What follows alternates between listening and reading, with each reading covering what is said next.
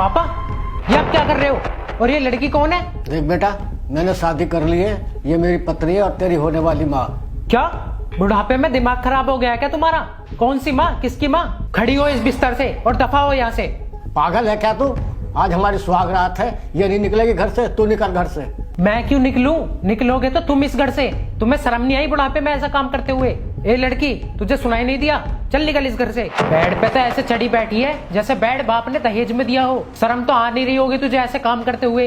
ओए, अब तो कुछ ज्यादा नहीं बोल रहा। मेरे बाप तक कैसे पहुंच रहा है तू अब? और तू मेरी बात सुन, मैंने इनसे शादी करी है और ये मेरे पति हैं। और अब जो ये बोलेंगे वही होगा इस घर में। आई बात समझ में? ज्यादा बकवास मत कर। ये क्या बोलेंगे? ये कुछ बोल ही नहीं सकते।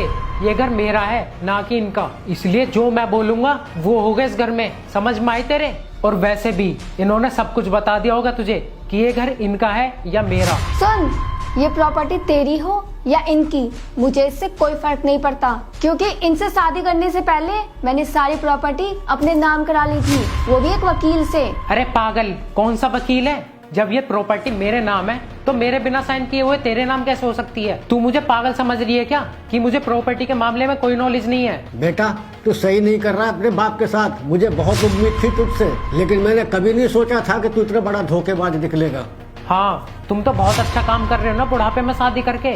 शर्म तो बची नहीं है तुम्हारे अंदर। कम से कम मोहल्ले पड़ोस वालों के बारे में तो सोच लेते कि बाहर के लोग क्या बोलेंगे, लेकिन इज्जत के बारे में तो तुम्हें कुछ मालूम है नहीं। मैं नहीं मानता तुम्हें अपना बाप। और हाँ, मैं तो तुम्हें वृद्धाश्रम में छोड़ के आया था ना, फिर तुम यहाँ कैसे आ गए, वो भी इसे लेके? अच्छा, इन्होंने मुझसे शादी कर ली है तो तुझे अब बहुत मोहल्ले पड़ोस की याद आ रही है? और जब तू इन्हें वृद्धाश्रम छोड़ के आया था तब तेरी इज्जत कहाँ गई थी? तब तुझे मोहल्ले पड़ोस नहीं दिख रहे थे? शर्म तो तू कर। जब तू अपनी बाप की कदर नहीं कर सकता तो मुझे ज्ञान देने की जरूरत नहीं है। देख, मैं तेरी ये फालतू की बकवास सुनने के लिए नहीं खड़ा। मेरे घर से निकल जा और मेरे बाप को भी ले जा यहाँ से। मुझे नहीं अपने बाप से मतलब, मुझे तो बस इस प्रॉपर्टी से मतलब था।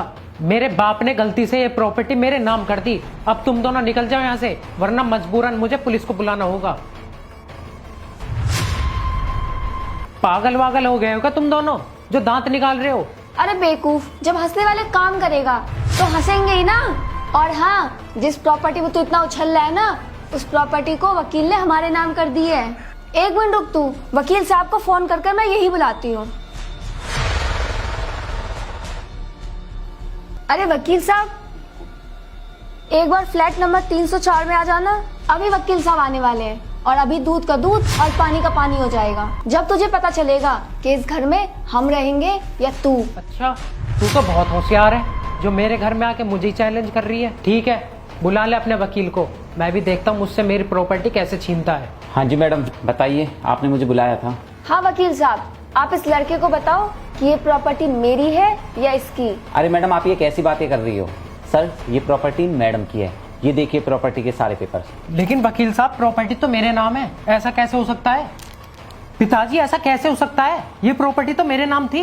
देखिए सर, जो भी आपके सामने है, कागजों के हिसाब से ये प्रॉपर्टी मैडम की है। लेकिन कुछ नहीं, अपना सामान पैक करो और निकल लो इस घर से चुपचाप।